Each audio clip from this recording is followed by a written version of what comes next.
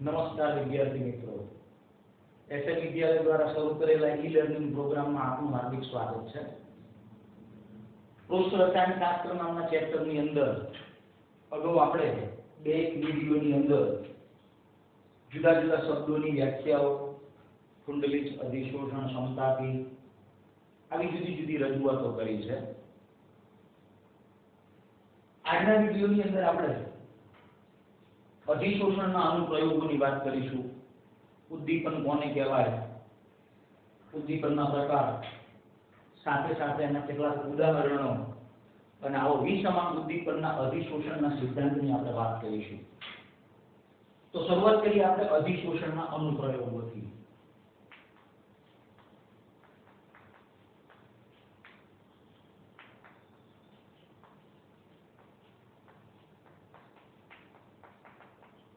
अधिशोषणના અનુપ્રયોગો એટલે અધિશોષણનો ઉપયોગ કઈ જગ્યાએ કરવામાં આવે છે।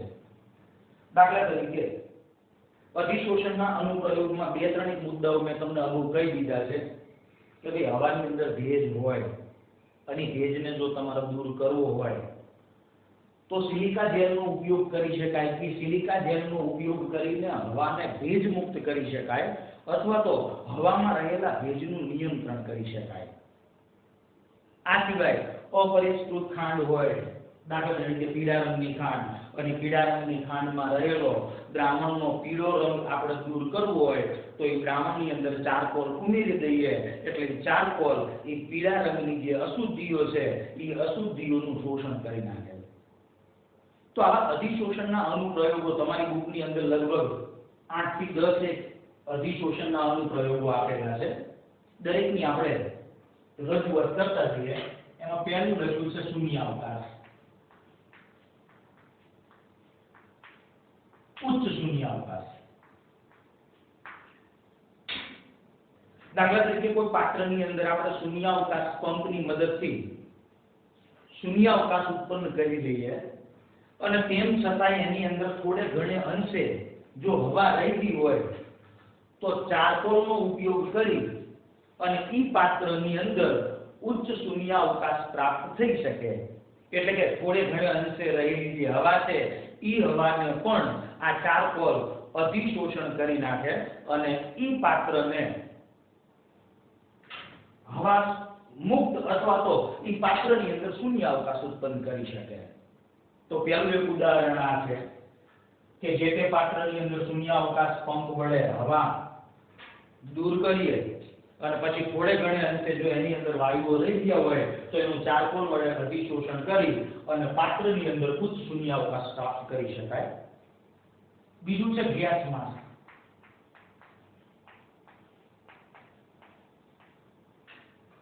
માસ્ક થી તો આપણે કહેવાયેલા નથી પણ હમણાં આ કોરોના મહામારીના લીધે આપણે માસ્કનો ઉપયોગ કરીએ છીએ। તો ગેસ માસ્ક એટલે એવું એક માસ્ક છે કે જે માસ્ક સક્રિયકૃત ચારકોલમાંથી તૈયાર કરવામાં આવે અથવા તો એવા અધિશોષણ કરી શકે એવા પદાર્થો અથવા અધિશોષકો, આવા અધિશોષક હોય એવા અણુઓનો ઉપયોગ કરી અને આ ગેસ માસ્ક તૈયાર કરવામાં આવે। જેનો ઉપયોગ ક્યાં થાય તો કે કોલસાની ખાણની અંદર કામ કરતી જે વ્યક્તિઓ છે એ વ્યક્તિઓના અંદર એ ખાણમાંથી નીકળતા ઝેરી વાયુઓ શ્વાસોશ્વાસ મારફતે એના શરીરની અંદર દાખલ ન થઈ જાય એટલે ત્યાં આવા અધિશોષણ જે કરી શકે એવા અધિશોષક અણુઓનો ઉપયોગ કરીને અથવા સક્રિયકૃત ચારકોલનો ઉપયોગ કરી અને બનાવેલા ગેસ માસ્કનો એ લોકો ઉપયોગ કરે છે જેથી આવા ઝેરી વાયુઓની અસરથી બચી શકાય। ત્રીજું નીચે ભેજ। વાતાવરણમાં રહેલો ભેજ દૂર કરવો હોય તો સિલિકા જેલ અથવા એલ્યુમિના જેલનો ઉપયોગ કરવામાં આવે કે જેથી હવાને ભેજ મુક્ત કરી શકાય અથવા તો હવામાં રહેલા ભેજનું નિયંત્રણ કરી શકાય। તો આની અંદર સિલિકા કે એલ્યુમિના જેલનો ઉપયોગ કરવામાં આવે। ચોથું, રંગીન અશુદ્ધિઓ દૂર કરવી હોય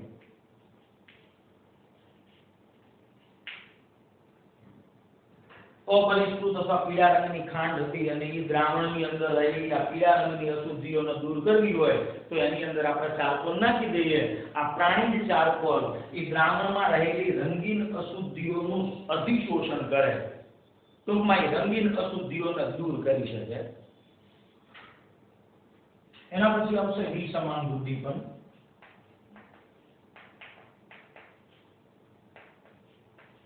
આમ તો આના પછીનો ટોપિક આપણે વિસમાન ઉદ્દીપનનો ભણવાના જ છીએ. વિસમાન ઉદ્દીપન એટલે જે રાસાયણિક પ્રક્રિયાની અંદર આપણે ઉદ્દીપકનો ઉપયોગ કરતા હોય એ ઉદ્દીપક એ રાસાયણિક પ્રક્રિયામાં ભાગ લેતા પ્રક્રિયકોનું અધિશોષણ કરે. એટલે એ પ્રક્રિયકો ઉદ્દીપકની સપાટી ઉપર અધિશોષિત થાય, જેના લીધે રાસાયણિક પ્રક્રિયાનો વેગ વધે છે.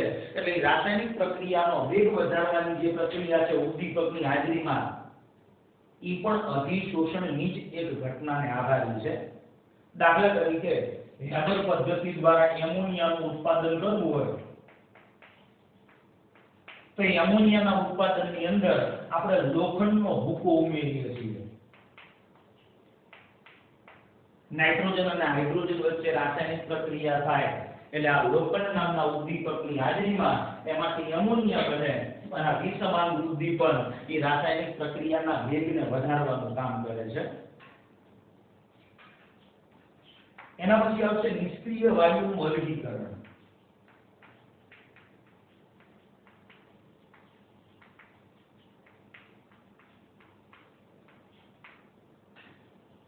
નિષ્ક્રિય વાયુઓનું મિશ્રણ હોય ને મિશ્રણમાં રહેલા નિષ્ક્રિય વાયુઓને જો તમારે અલગ કરવા હોય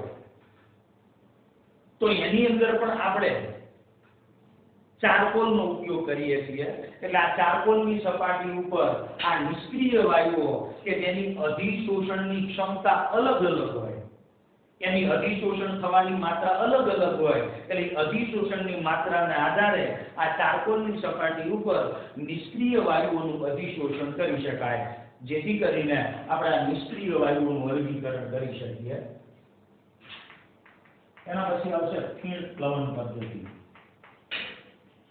તો 10મા ધોરણની અંદર તમે ફીણ પ્લવન પદ્ધતિ વિશે ભણ્યા છો કે ભાઈ કાચી ધાતુ હોય ની કાચી ધાતુ એમાં રહેલી અશુદ્ધિઓ સલ્ફાઇડ યુક્ત કાચી ધાતુ હોય, આવી સલ્ફાઇડ યુક્ત કાચી ધાતુનું સંકેન્દ્રણ કરવું હોય, સંકેન્દ્રણ એટલે એમાં રહેલી અશુદ્ધિઓને તમારે દૂર કરવી છે અને કાચી ધાતુનું પ્રમાણ વધારવું હોય તો એની અંદર આપણે પાઇન ઓઇલ અથવા ટર્પેન્ટાઇન ઓઇલનો ઉપયોગ કરીએ છીએ. તો ત્યાં પણ આ અધિશોષણની એક ઘટના થાય છે અને સલ્ફાઇડ યુક્ત કાચી ધાતુમાં રહેલી અશુદ્ધિઓ એને આપણે સરળતાથી દૂર કરી શકીએ. એના પછી આવશે દવાઓ, એટલે રોગ મટાડવા માટે. કેટલીક દવાઓ કે જેને આપણા શરીરની અંદર દાખલ કરીએ એટલે એ દવાઓ આપણા શરીરની અંદર રહેલા સૂક્ષ્મ જીવાણુઓ જેનું અધિશોષણ કરી નાખે અને આવી અધિશોષણ કરી શકે એવી દવાઓ દ્વારા આપણે જુદા જુદા રોગોને મટાડી શકીએ. ટૂંકમાં એ સૂક્ષ્મ જીવાણુઓનું આ દવાઓ વડે અધિશોષણ કરવામાં આવે છે. ત્યારબાદ અધિશોષણ સૂચકો.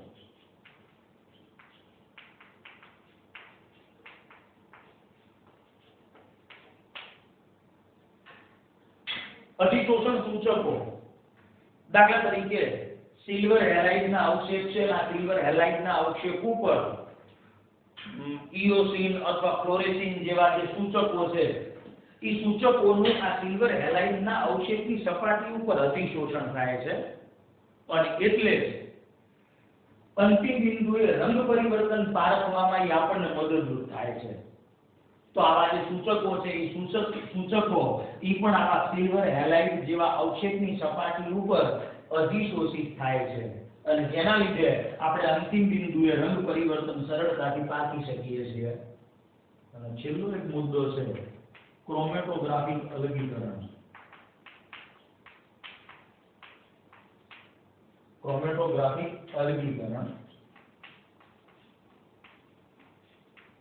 તો ક્રોમેટોગ્રાફિક અલગીકરણની ઘટના એ પણ અધિશોષણનો જ એક અનુપ્રયોગ છે. જેનો ઉપયોગ વૈકલ્પિક કે ઔદ્યોગિક ક્ષેત્રે આ અધિશોષણના અનુપ્રયોગ તરીકે કરવામાં આવે છે. તો આવી જુદી જુદી 10 જગ્યાઓએ અધિશોષણનો ઉપયોગ થાય છે. ત્યાર પછી આવશે ઉદ્દીપક અને ઉદ્દીપન.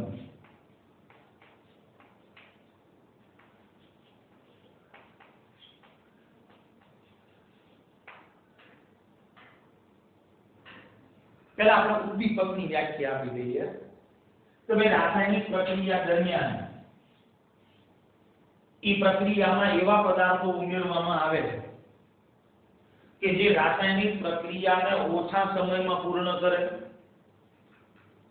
જે પદાર્થો રાસાયણિક પ્રક્રિયામાં ભાગ લે રાસાયણિક પ્રક્રિયાનો વેગ વધારે અથવા તો રાસાયણિક પ્રક્રિયાને ઓછા સમયમાં પૂર્ણ કરે અને પ્રક્રિયાને અંતે એના સંગઠનમાં કે એના દળની અંદર કોઈ જ પ્રકારનો ફેરફાર થતો નથી અને મૂળ સ્વરૂપે પાછા મળે એવા પદાર્થોને આપણે ઉદ્દીપક તરીકે ઓળખીએ છીએ. તો જે પદાર્થો રાસાયણિક પ્રક્રિયામાં ભાગ લે રાસાયણિક પ્રક્રિયાનો વેગ વધારે રાસાયણિક પ્રક્રિયાને ઓછા સમયમાં પૂર્ણ કરે એવા પદાર્થોને આપણે ઉદ્દીપક તરીકે ઓળખીએ છીએ.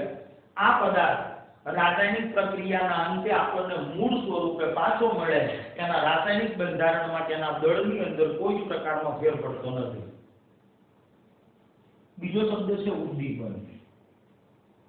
ઉદ્દીપન એટલે જે રાસાયણિક પ્રક્રિયાઓ ઉદ્દીપકની હાજરીમાં થતી હોય એ ઘટનાને ઉદ્દીપન પ્રક્રિયા તરીકે ઓળખવામાં આવે. ઉદ્દીપકની હાજરીમાં જે રાસાયણિક પ્રક્રિયાઓ થતી હોય એવી પ્રક્રિયાને ઉદ્દીપન પ્રક્રિયા તરીકે ઓળખવામાં આવે છે. અગાઉના પાઠની અંદર પણ મેં તમને ઉદ્દીપકની ઘટના સમજાવતું ઉદાહરણ આપ્યું હતું. એ જ ઉદાહરણ ફરી પાછું અહીંયા આ પાઠની અંદર છે. દાખલા તરીકે પોટેશિયમ ક્લોરેટ છે અને આ પોટેશિયમ ક્લોરેટનું મારે વિઘટન કરવું છે. દાખલા તરીકે હું એનું 653 થી 873 કેલ્વિન જેટલા ઊંચા તાપમાને હું એને ગરમ કરું તો એ પોટેશિયમ ક્લોરેટનું આ ટેમ્પરેચરે ઊંચા તાપમાને એનું ધીમેથી વિઘટન થાય અને એ પ્રક્રિયા દરમિયાન એમાંથી આપણને પોટેશિયમ ક્લોરાઇડ અને ઓક્સિજન વાયુ મળે. અહીંયા બે મૂકી દઈએ એટલે સમીકરણનું સંતુલન થઈ જાય. પણ જો હું આ જ પ્રક્રિયા પોટેશિયમ ક્લોરેટના વિઘટનની આટલું ઊંચું તાપમાન રાખવાના બદલે જો હું એની અંદર મેંગેનીઝ ડાયોક્સાઇડ નામનો પાવડર ઉમેરી દઉં ઉદ્દીપક તરીકે તો હવે મારે આટલા બધા ઊંચા તાપમાનની જરૂર પડશે નહીં. એ પ્રક્રિયા નીચા તાપમાને પણ થશે તો મેંગેનીઝ ડાયોક્સાઇડની હાજરીમાં એ 473 થી 633 કેલ્વિન જેટલા નીચા તાપમાને પોટેશિયમ ક્લોરેટનું વિઘટન થાય છે અને એ વિઘટન આની સરખામણીમાં પાછું ઝડપી હોય છે. ટૂંકમાં આ પદાર્થે રાસાયણિક પ્રક્રિયાનો વેગ વધાર્યો છે એટલે મેંગેનીઝ ડાયોક્સાઇડ એ પોટેશિયમ ક્લોરેટના વિઘટનની પ્રક્રિયામાં ઉદ્દીપક તરીકે વર્તે છે. તો રાસાયણિક પ્રક્રિયાનો વેગ વધારવા માટે રાસાયણિક પ્રક્રિયાની અંદર જુદા જુદા પદાર્થો ઉમેરવામાં આવે છે અને આવા જુદા જુદા પદાર્થોની હાજરીમાં જુદી જુદી રાસાયણિક પ્રક્રિયાઓના વેગની અંદર ફેરફાર લાવી શકાય છે અથવા તો રાસાયણિક પ્રક્રિયાના વેગને બદલી શકાય છે. ટૂંકમાં મેંગેનીઝ ડાયોક્સાઇડ નામનો પદાર્થ એને પહેલા વિજાતીય પદાર્થ તરીકે ઓળખવામાં આવતો કે જે પદાર્થોની હાજરીમાં રાસાયણિક પ્રક્રિયાના વેગને બદલી શકાય એવા પદાર્થને વિજાતીય પદાર્થ તરીકે ઓળખવામાં આવે. હા, કેટલાક પદાર્થો એવા હોય કે જે રાસાયણિક પ્રક્રિયાના વેગને વધારે જ્યારે કેટલાક પદાર્થો એવા પણ હોય કે જે રાસાયણિક પ્રક્રિયાનો વેગ વધારવાના બદલે રાસાયણિક પ્રક્રિયાના વેગમાં ઘટાડો લાવે. તો આવી જુદી જુદી રાસાયણિક પ્રક્રિયાની અંદર આવા વિજાતીય પદાર્થોનો ઉપયોગ કરી અને રાસાયણિક પ્રક્રિયાનો અભ્યાસ બર્જેલિયસ નામના વૈજ્ઞાનિકે કર્યો. અને ઈ વર્જન જે છે આવા વિજાતીય પદાર્થો કે જે રાસાયણિક પ્રક્રિયાના વેગને વધારે છે એવા પદાર્થોને એને ઉદ્દીપક એવું નામ આપ્યું. અગાઉના પાઠની અંદર આપણે જોયું છે કે ઉદ્દીપક એ રાસાયણિક પ્રક્રિયાને વૈકલ્પિક રસ્તો કરી આપે છે. ટૂંકમાં રાસાયણિક પ્રક્રિયાનો માર્ગ બદલી નાખે. રાસાયણિક પ્રક્રિયાની સક્રિયકરણ ઉર્જાની અંદર ઘટાડો કરે અને રાસાયણિક પ્રક્રિયાનો વેગ વધારે. ઉદ્દીપકના લીધે નિપજનું પ્રમાણ વધતું નથી. એનાથી મુક્ત ઉર્જાને ફેરફારને પણ કોઈ અસર થતી નથી. ડેલ્ટા જી નું મૂલ્ય પણ બદલાતું નથી. ઉદ્દીપકના લીધે ઈ રાસાયણિક પ્રક્રિયાના સંતુલન અચળાંકને પણ કોઈ પ્રકારની અસર થતી નથી. કારણ કે ઉદ્દીપક ઈ તો રાસાયણિક પ્રક્રિયામાં પુરોગામી પ્રક્રિયા અને પ્રતિગામી બે પ્રક્રિયાનો વેગ એક સરખો વધારે છે. તો જે પદાર્થો રાસાયણિક પ્રક્રિયાનો વેગ વધારે અને પ્રક્રિયાના અંતે મૂળ સ્વરૂપે પાછા મળે એના રાસાયણિક બંધારણમાં કે એના દળની અંદર કોઈ પ્રકારનો ફેરફાર થતો નથી. આવા પદાર્થોને આપણે ઉદ્દીપક તરીકે ઓળખીએ છીએ. રાસાયણિક પ્રક્રિયાની અંદર ઉદ્દીપક અલ્પ પ્રમાણમાં ઉમેરવામાં આવે તો પણ રાસાયણિક પ્રક્રિયાના વેગને વધારી શકે છે. આ સિવાય બીજા બે શબ્દો છે. એક છે પ્રવર્ધકો. પ્રવર્ધકો એટલે કેવા પદાર્થો? તો કે રાસાયણિક પ્રક્રિયા દરમિયાન ઉદ્દીપકની જે સક્રિયતા હોય એ ઉદ્દીપકની સક્રિયતાને હજુ પણ વધારે. ઉદ્દીપકની સક્રિયતાને હજુ પણ વધારે. તો એવા જે પદાર્થો છે કે જે ઉદ્દીપકની સક્રિયતામાં વધારો કરે એને આપણે પ્રવર્ધકો અથવા તો પ્રમોટર્સ તરીકે ઓળખીએ છીએ. દાખલા તરીકે યાગર પદ્ધતિ દ્વારા નાઇટ્રોજન અને હાઇડ્રોજન વચ્ચે રાસાયણિક પ્રક્રિયા થઈ અને એમોનિયાનું જો ઉત્પાદન કરવું હોય તો એ એમોનિયાના ઉત્પાદનમાં આપણે લોખંડનો ભૂકો એ ઉદ્દીપક તરીકે નાખીએ છીએ. પણ એ ઉદ્દીપકની સક્રિયતાને હજુ પણ જો વધારવી હોય તો એની અંદર મોલિબ્ડેનમ ઉમેરવામાં આવે, કાં તો પોટેશિયમ ઓક્સાઇડ ઉમેરવામાં આવે, કાં તો Al2O3 નો ઉપયોગ કરવામાં આવે. તો આ જે પદાર્થો છે એ ઉદ્દીપકની સક્રિયતામાં હજુ પણ વધારો કરે છે અને રાસાયણિક પ્રક્રિયાના વેગને હજુ પણ વધારે. તો એટલે આવા જે પદાર્થો છે એને આપણે પ્રવર્ધકો તરીકે ઓળખીશું. પણ કેટલાક પદાર્થો એવા છે કે જે ઉદ્દીપકની સક્રિયતા વધારવાના બદલે ઉદ્દીપકની સક્રિયતાને ઘટાડે છે. તો રાસાયણિક પ્રક્રિયામાં ઉદ્દીપકની સક્રિયતાને ઘટાડતા હોય એવા પદાર્થોને આપણે ઉદ્દીપકીય વિષ તરીકે ઓળખીએ છીએ. તો આ થઈ વાત ઉદ્દીપન પ્રક્રિયાની. ટૂંકમાં ઉદ્દીપનની પ્રક્રિયા એટલે ઉદ્દીપકની હાજરીમાં થતી હોય એવી પ્રક્રિયાને આપણે ઉદ્દીપન પ્રક્રિયા તરીકે ઓળખીએ છીએ. પ્રવર્ધકો એ ઉદ્દીપકની સક્રિયતા વધારે જ્યારે ઉદ્દીપકીય વિષ એ ઉદ્દીપકની સક્રિયતાને ઘટાડે છે. ત્યારબાદ આપણે વાત કરીશું ઉદ્દીપનના પ્રકાર. તો ઉદ્દીપનના બે પ્રકાર છે. એક છે સમાન ઉદ્દીપન અને બીજું છે વિસમાન ઉદ્દીપન.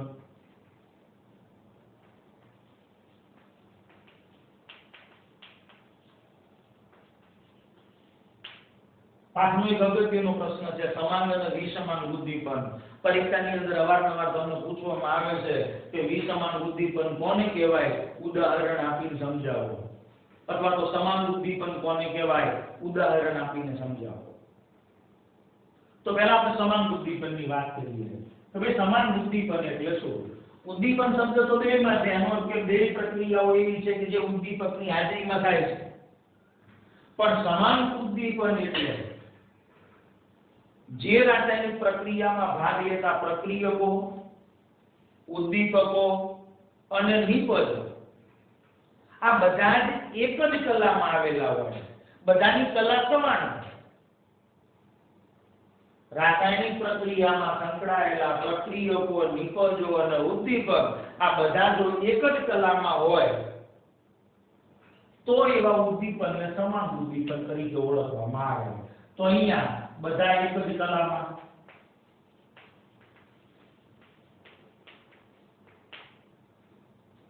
જ્યારે વિસમાન ઉદ્દીપનની અંદર રાસાયણિક પ્રક્રિયામાં ભાગ લેતા પ્રક્રિયકો અને પ્રક્રિયામાં ભાગ લેતો ઉદ્દીપક, આ પ્રક્રિયક અને ઉદ્દીપક અલગ અલગ કલામાં આવેલા હોય.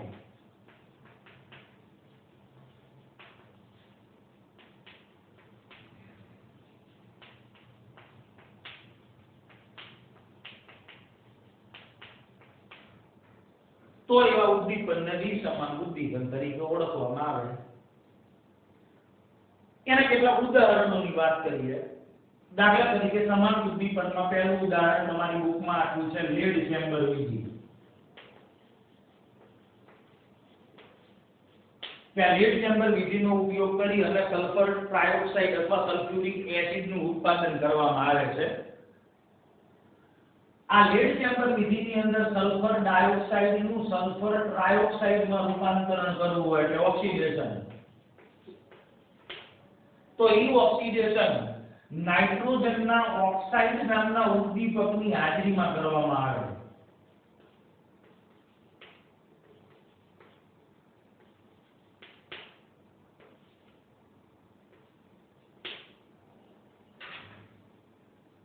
અહીંયા રાસાયણિક પ્રક્રિયામાં સંકળાયેલો ઉદ્દીપક અને પ્રક્રિયામાં ભાગ લેતા પ્રક્રિયકો અને નિપજો બધા એક જ કલા એટલે કે વાયુ કલાની અંદર આવેલા છે.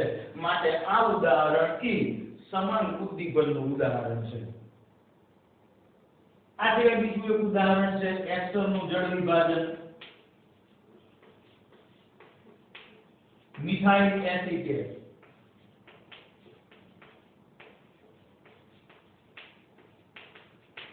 આ મિથાઇલ એસિટેટનું આપણે જળ વિભાજન કરીએ HCl ની હાજરીમાં,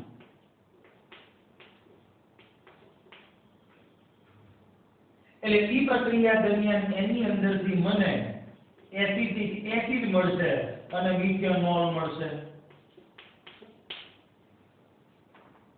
ಈ પ્રક્રિયા દરમિયાન એમાંથી મને એસિટિક એસિડ અને એની અંદરથી મને મિથેનોલ મળશે.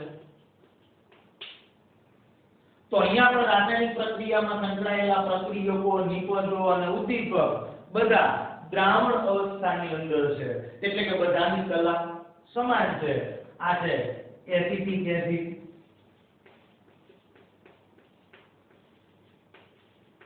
અને આ છે મિથેનોલ.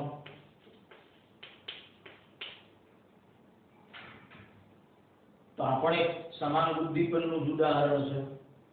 ત્રીજું સુક્રોઝનું જળ વિભાજન.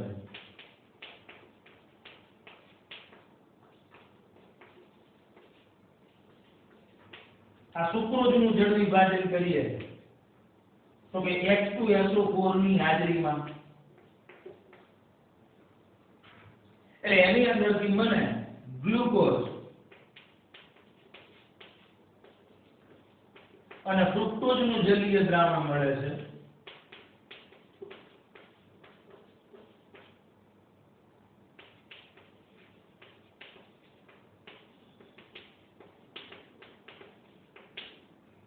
તો અહીંયા પણ બધાની કલા દ્રાવણ સ્વરૂપે એટલે એક જ સમાન કલા છે. માટે આ ઉદાહરણ પણ સમાન ઉદ્દીપનનું ઉદાહરણ છે. એ જ રીતે કેટલાક વિસમાન ઉદ્દીપનના ઉદાહરણો જોઈએ. તો વિસમાન ઉદ્દીપનની અંદર પહેલું ઉદાહરણ આમાં જે છે એ જ છે. પણ વિસમાન ઉદ્દીપન એટલે પ્રક્રિયામાં ભાગ લેતા પ્રક્રિયકો અને પ્રક્રિયાની અંદર ભાગ લેતા ઉદ્દીપક બેની કલા અલગ અલગ હોય. તો એવા ઉદ્દીપનને આપણે વિસમાન ઉદ્દીપન કહીએ છીએ. દાખલા તરીકે સલ્ફર ડાયોક્સાઇડનું પ્લેટિનમ ઉદ્દીપકની હાજરીમાં જો આપણે પ્રક્રિયા કરીએ તો સલ્ફર ટ્રાયોક્સાઇડ બને છે.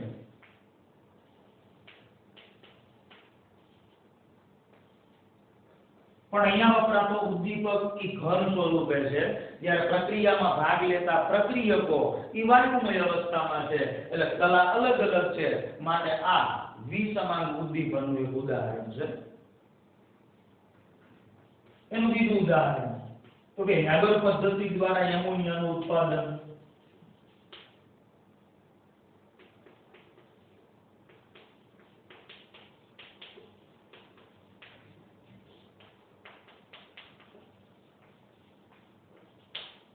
તો આની અંદર લોખંડનો ભૂકો એ ઉદ્દીપક તરીકે વપરાય છે.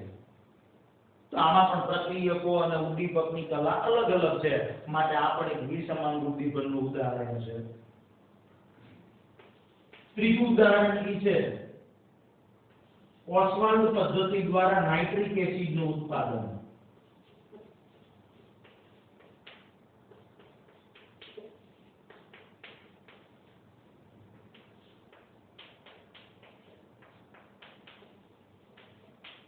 ઓસ્વાલ્ડ પદ્ધતિ દ્વારા નાઇટ્રિક એસિડનું ઉત્પાદન કરવામાં એમોનિયાનું ઓક્સિજન સાથે પ્લેટિનમ ઉદ્દીપકની હાજરીમાં પ્રક્રિયા કરીએ એટલે એમાંથી નાઇટ્રિક ઓક્સાઇડ અને પાણી મળે છે. તો અહીંયા બધા પ્રક્રિયકો અને નિકોજોઈ વાયુમય કલામાં સંકળાયેલા છે. પણ ઉદ્દીપક એ ઘન સ્વરૂપે છે. સમીકરણનું બેલેન્સ કરી નાખીએ.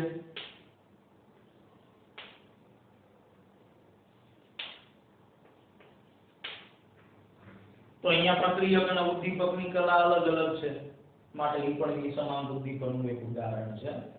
અને આ સિવાય વનસ્પતિ તેલ, આ વનસ્પતિ તેલનું વનસ્પતિ ઘીની અંદર રૂપાંતરણ કરવું હોય તો એની અંદર આપણે નિકલ ઉદ્દીપકનો ઉપયોગ કરીએ છીએ. તો એમાં પણ કલા અલગ અલગ છે ઉદ્દીપક પ્રક્રિયકની, માટે આ ઉદાહરણ એ પણ વિસમાન ઉદ્દીપકનું એક ઉદાહરણ છે. તો અહીંયા ઉદ્દીપકના બે પ્રકારની વાત પૂરી થાય છે. અને છેલ્લો એક ટોપિક વિસમાન ઉદ્દીપકનો અધિશોષણનો સિદ્ધાંત.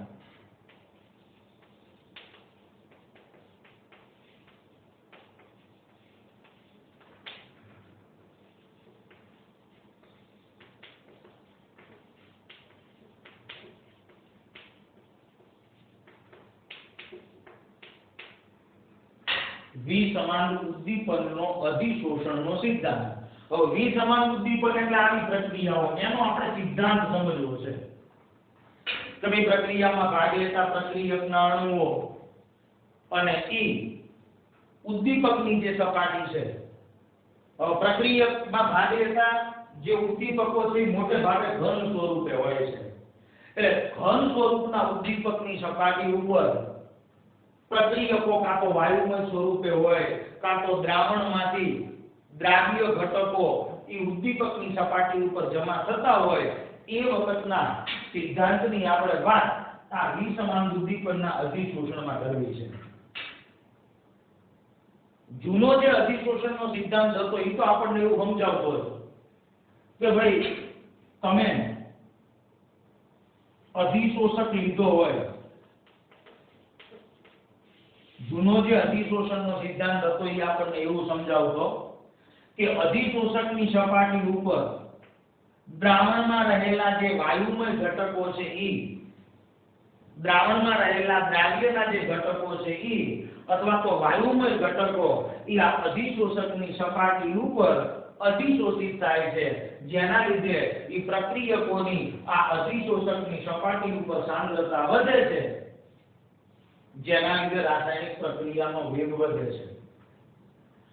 તો આ વિસમાન ઉદ્દીપકનો અધિશોષણનો સિદ્ધાંત એ વિસમાન સંતુલનની ક્રિયાવિધિને સમજાવે છે.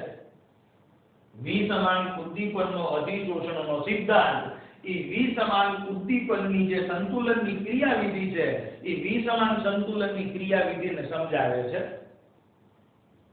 જૂનો જે સિદ્ધાંત હતો ઉદ્દીપકનો એ અધિશોષણના સિદ્ધાંત તરીકે જાણીતો હતો, અને એની અંદર આપણે એવી વાત કરી હતી કે અધિશોષકની સપાટી ઉપર વાયુના અણુઓ અથવા દ્રાવણમાં રહેલા દ્રાવ્યના અણુઓ એની સપાટી ઉપર અધિશોષિત થાય છે, જેથી સપાટી ઉપર એની સાંદ્રતા વધે છે, જેના લીધે રાસાયણિક પ્રક્રિયાનો વેગ વધે છે.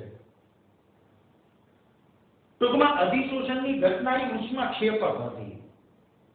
એટલે આવી અધિશોષણની ઉષ્માનો ઉપયોગ એ રાસાયણિક પ્રક્રિયાના વેગને વધારવામાં થતો. જ્યારે વિસમાન ઉદ્દીપકની આ પ્રક્રિયા એની અંદર એવું માનવામાં આવે છે કે પ્રક્રિયક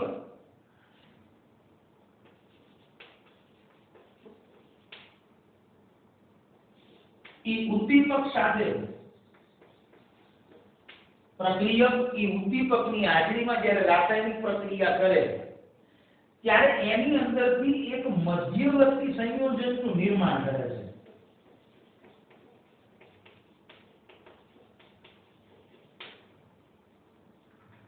ઉદ્દીપ જે પ્રક્રિયા છે એ મધ્યવર્તી સંયોજનના નિર્માણને સમજાવે છે.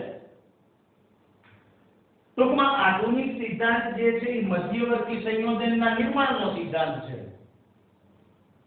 આધુનિક સિદ્ધાંત એ મધ્યવર્તી સંયોજનના નિર્માણને સમજાવે છે અને જૂનો જે અધિશોષણનો સિદ્ધાંત છે આ બેયનું સંયોગીકરણ એટલે વિસમાન ઉદ્દીપનનો અધિશોષણનો સિદ્ધાંત. કોઈ પણ ઉદ્દીપકની હાજરીમાં થતી હોય એવી રાસાયણિક પ્રક્રિયા તો કે એ ઉદ્દીપ્ત પ્રક્રિયા જે છે એ ઉદ્દીપકની સક્રિયતા એ ઉદ્દીપકની સપાટી ઉપર સ્થાનીકૃત થયેલી છે. રાસાયણિક પ્રક્રિયા જ્યારે ઉદ્દીપકની હાજરીમાં થતી હોય ત્યારે એની ઉદ્દીપ્ત સક્રિયતા એ ઉદ્દીપકની સપાટી ઉપર સ્થાનીકૃત થયેલી હોય છે. અને આવા વિસમાન ઉદ્દીપનના અધિશોષણના સિદ્ધાંતની અંદર જુદા જુદા 5 એક પગથિયા છે. પહેલું પગથિયું તો પહેલા પગથિયામાં શું આવે તો કે પ્રક્રિયકના જે અણુઓ છે એનું આ ઉદ્દીપકની સપાટી ઉપર પ્રસરણ થાય છે. પ્રક્રિયકના અણુઓનું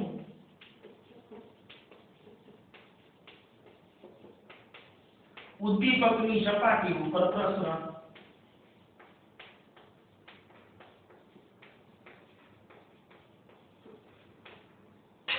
વિસમાન ઉદ્દીપનનો અધિશોષણનો જે સિદ્ધાંત છે એની અંદર જુદા જુદા 5 એક પગથિયા છે. એમાંનું પહેલું પગથિયું તો ભાઈ જ્યારે વિસમાન ઉદ્દીપનની પ્રક્રિયા થાય ત્યારે પ્રક્રિયકના અણુઓ એનું ઉદ્દીપકની સપાટી ઉપર પ્રસરણ થાય.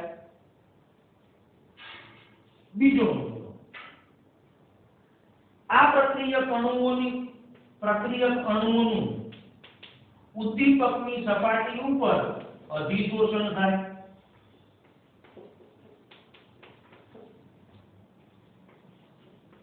આ બીજો મુદ્દો છે.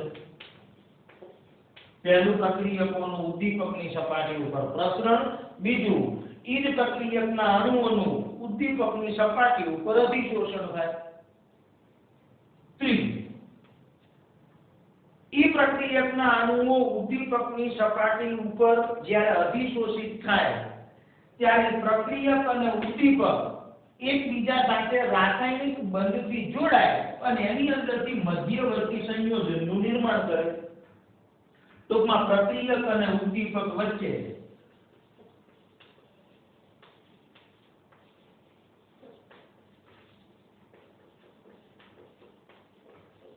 રાસાયણિક બંધની રચના થવી.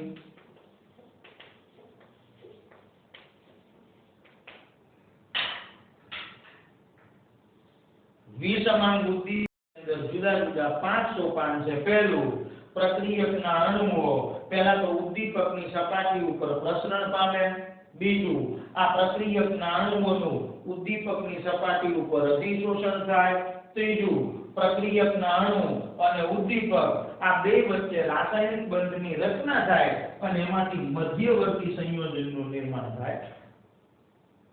ત્યારબાદ શું થાય તો કે મધ્યવર્તી સંયોજનની જે સપાટી છે, મધ્યવર્તી જે સંયોજન છે એ મધ્યવર્તી સંયોજનની સપાટી પરથી નિપજ અણુઓનું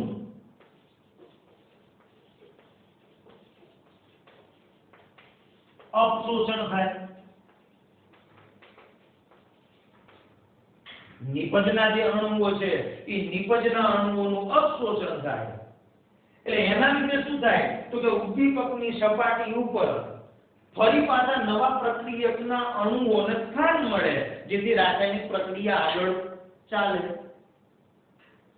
ચોથો જે મુદ્દો છે કે ભાઈ મધ્યવર્તી સંયોજનની સપાટી ઉપર જે રાસાયણિક બંધની રચના થઈ અને એમાંથી નિપજ અણુઓ બન્યા એ નિપજ અણુઓનું અપશોષણ અથવા બાષ્પાયન થાય. એટલે સ્થાન ખાલી પડે, એ સ્થાન ઉપર વળી પાછા નવા પ્રક્રિયકના અણુઓને સ્થાન મળે. અને છેલ્લો એક મુદ્દો કે નિપજ અણુઓનું આ મધ્યવર્તી સંયોજનની સપાટી ઉપરથી દૂર પ્રસરણ થવું, નિપજ અણુઓનું દૂર થવું. ટૂંકમાં દ્વિસમાન ઉદ્દીપકના અધિશોષણના સિદ્ધાંતની અંદર પ્રક્રિયક અને ઉદ્દીપક વચ્ચેની રાસાયણિક પ્રક્રિયા દરમિયાન મધ્યવર્તી સંયોજનનું નિર્માણ થાય છે એવું માનવામાં આવે છે. અને મધ્યવર્તી સંયોજનના નિર્માણ થયા બાદ એમાંથી આપણને નિપજ મળે અને ઉમેરેલો જે ઉદ્દીપક હોય એ આપણને મૂળ સ્વરૂપે પાછો મળે. ટૂંકમાં એ રાસાયણિક પ્રક્રિયાની જે સક્રિયતા છે, ઉદ્દીપકીય સક્રિયતા, એ આ ઉદ્દીપકની સપાટી ઉપર સ્થાનીકૃત થયેલી હોય છે. અને એના અનુસંધાને રાસાયણિક પ્રક્રિયાના વેગને આપણે સમજાવી શકીએ છીએ.